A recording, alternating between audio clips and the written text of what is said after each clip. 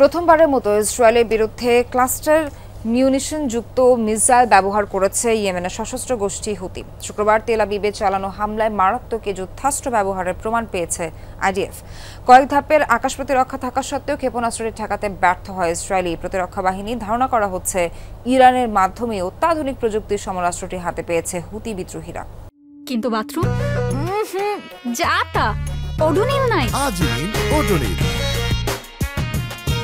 সুবাসিত ঘরে স্ট্যাটাস বাড়ে। গভীর রাতে সবাই যখন ঘুমে তখনই বিস্ফোরণে কেঁপে ওঠে তেল আবিব। শুক্রবার 4 ধরনের প্রতিরক্ষা ফাঁকি দিয়ে ইসরায়েলে আঘাত হানে হুতি বিদ্রোহীদের ছোড়া একটি মিসাইল। ব্যর্থ হয়েছে মার্কিন প্রযুক্তির থার্ড আলোচিত আয়রন ডম, অ্যারো, ডেভিড স্লিংয়ের মতো শক্তিশালী আকাশ প্রতিরক্ষা ব্যবস্থা। এরপরই আলোচনায় আসে ক্ষেপণাস্ত্রটি। ইসরায়েলি বিমান বাহিনীর অনুসন্ধানে বেরিয়ে এসেছে হামলায় ব্যবহার করা হয় অত্যাধুনিক প্রযুক্তির ক্লাস্টার ওয়ারহেড যুক্ত মিসাইল। প্রায় 2 বছরের সংঘাতে এবারই প্রথম ক্লাস্টার মিসাইল ব্যবহারের নজির গড়ল হুতি বিদ্রোহীরা। কিছু ক্ষেত্রে সাধারণ ব্যালিস্টিক মিসাইলের চেয়েও ভয়াবহ হয়ে উঠতে পারে আধুনিক সমরাস্ত্রটি।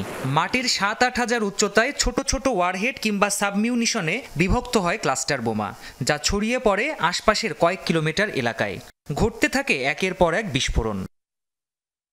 বেশ কিছু ইসরায়েলি গণমাধ্যমের বিশ্লেষণ বলছে, ক্লাস্টার বোমার এ বৈশিষ্ট্যের কারণেই হামলা ঠেকাতে ব্যর্থ হয়েছে ইসরায়েল। ছোট ছোট খণ্ডে বিভক্ত হওয়ার পূর্বে ধ্বংস করা যায়নি হুতির ছোড়া ক্ষেপণাস্ত্রটি।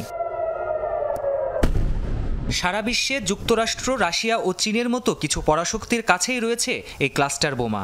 সম্প্রতি 12 দিনের যুদ্ধে ইসরায়েলে ক্লাস্টার ওয়ারহেডযুক্ত ব্যালিস্টিক মিসাইল হামলা চালায় ইরান।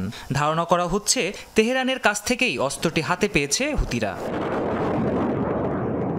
প্রাণপ্রতিম কুণ্ডু, যমুনা নিউজ।